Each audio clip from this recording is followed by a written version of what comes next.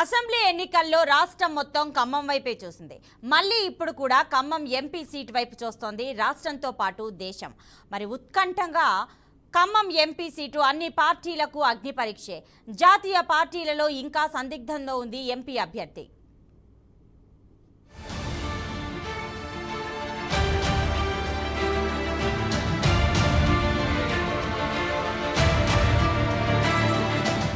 ఖమ్మం జిల్లా కాంగ్రెస్ జిల్లా అని మొదటి నుంచి పేరుంది. జిల్లా వ్యాప్తంగా కాంగ్రెస్, టీడీపీ, కమ్యూనిస్టుల ఆధిపత్యం ఉంటుంది. కాలక్రమేణా కమ్యూనిస్టులు తమ ఉనికిని కోల్పోయారు. ముఖ్యంగా తెలంగాణ ఏర్పడిన తర్వాత వారి ప్రాబల్యం చాలా తగ్గింది అని చెప్పొచ్చు. రాష్ట్ర విభజన పరిస్థితుల్లో తెలంగాణలో టీడీపీ కూడా కనుమరుగైంది. నాయకులంతా తెలంగాణ ఏర్పడిన తర్వాత టీఆర్ఎస్ పార్టీలో జాయిన్ అయ్యారు. అయినా ఇప్పటికీ టీడీపీ, కమ్యూనిస్టులకు గ్రామాల్లో అభిమానులు, నిబద్ధత కలిగిన కార్యకర్తలు ఉన్నారు. బీజేపీ కూడా కొంత బలంగానే గ్రామాల్లో విస్తరించింది. ఇటువంటి పరిస్థితుల్లో ఖమ్మం ఎంపీ సీటు అన్ని పార్టీలకు ప్రతిష్టాత్మకంగా మారింది. ముఖ్యంగా అధికార పార్టీ కాంగ్రెస్ సీటు కోసం నేతలు క్యూగడుతున్నారు. భారీగా విశ్వ ప్రయత్నాలు సాగిస్తున్నారు.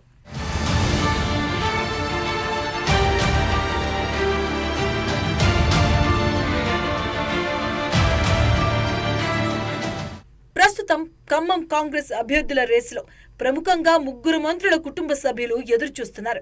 డిప్యూటీ సీఎం బట్టి విక్రమార్క సతీమణి మల్లు నందిని, రెవెన్యూ మంత్రి పొంగులేటి శ్రీనివాసరెడ్డి సోదరుడు ప్రసాద్ రెడ్డి, వ్యవసాయ శాఖ మంత్రి తుమ్మల నాగేశ్వరరావు తనయుడు యుగేందర్, జట్టి కుసుమకుమార్, రాజేంద్ర ప్రసాద్ పేర్లు ప్రముఖంగా వినిపిస్తున్నాయి. సీనియర్ నాయకులు హనుమంతరావు కూడా తనకు ఖమ్మం సీటు కావాలి అని అధిష్టానం వద్ద గట్టి ప్రయత్నాలు చేస్తున్నారు. ఎవరికి సీటు కేటాయించాలి అనేది అర్థం కాక తలపట్టుకున్నారంట అధిష్టానం. ఇంకా వేచి చూసే ధోరణిలో ఉందని ఆచితూచి అడుగు వేస్తుంది. ఈ 3లో గణనీయమైన ఓటు బ్యాంక్ కలిగిన నాయకులే ప్రధాన పోటీ నందిని, ప్రసాద్ రెడ్డి మధ్య ఉందనే టాక్ కూడా వినిపిస్తుంది.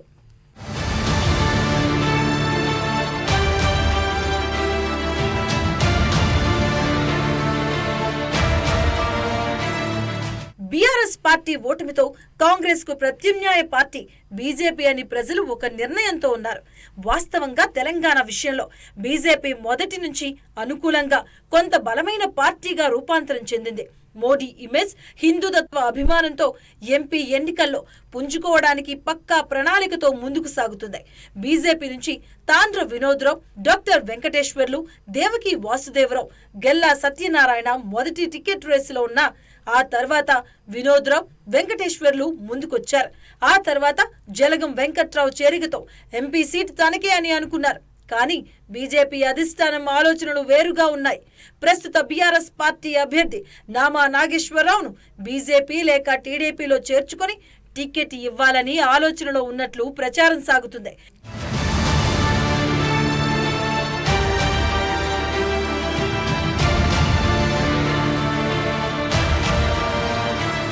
ఖమ్మంలో ఉన్న కమ్మ సామాజిక ఓట్లు, టీడీపీ ఓట్లు నామాకు అనుకూలంగా భావిస్తున్న బీజేపీ ఆయన వైపు చూస్తుంది అనే చర్చ నడుస్తుంది. ప్రస్తుత ఎంపీ నామా పక్కచూపులు చూస్తున్నారని భావించిన కేసీఆర్ ముందు చూపుతో వ్యవహరించి నామా నాగేశ్వర అభ్యర్థి తత్వాన్ని ఖరారు చేశారు. అందరికంటే ముందు అభ్యర్థిని ప్రకటించినా ఏదో ఆందోళన పార్టీలో కనిపిస్తుంది.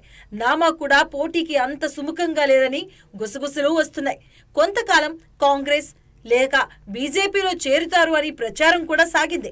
ఒకవేళ నామా పార్టీ మారితే బీఆర్ఎస్ అభ్యర్థి ఎవరు అనేది కూడా $1 మిలియన్ ప్రశ్న. బీఆర్ఎస్ అధికారం కోల్పోయిన తర్వాత సహజంగా గ్రాఫ్ కూడా పడిపోయింది. ఈ నేపథ్యంలో అభ్యర్థులు కూడా ఎంపీ సీటు కోసం పెద్దగా ఆశలు పెట్టుకున్నట్లు కనిపించడం లేదు అన్న అభిప్రాయాలు వ్యక్తమవుతున్నాయి.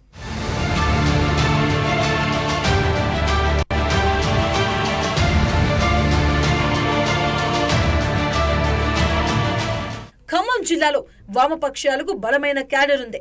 తెలంగాణ తర్వాత మసగబారిన కమ్యూనిస్టులకు సొంతగా సీటు గెలుచుకునే బలమైతే లేదనే టాక్ వినిపిస్తుంది.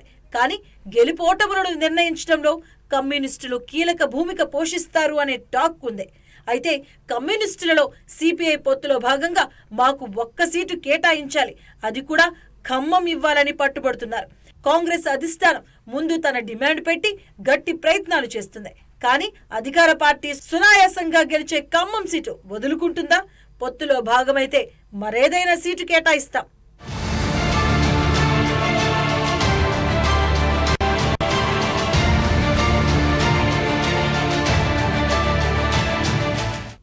భాగంగా కమ్యూనిస్టులకు ఖమ్మం కేటాయిస్తే సహించేది లేదని కాంగ్రెస్ నేతలు హెచ్చరిస్తున్నారు.